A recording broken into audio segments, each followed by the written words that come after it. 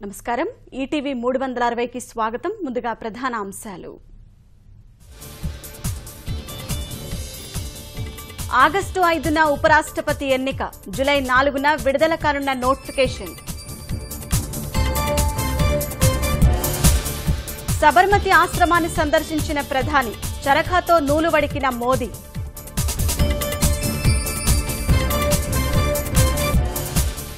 web counselling ద్వారానే ఉపాధ్యాయుల బదిలీలు హేతుబద్దీకరణతో 1836 పాఠశాలలు మూతపడతాయన్న గంట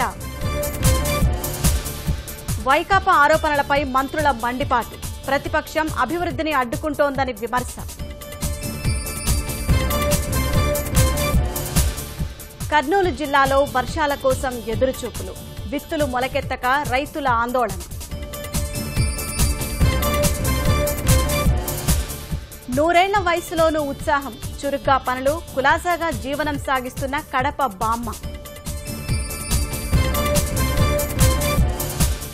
కొనసాగుతున్న అమర్నాథ్ యాత్ర పహల్గాం నుంచి సోనామార్గులో భక్తుల ప్రయాణం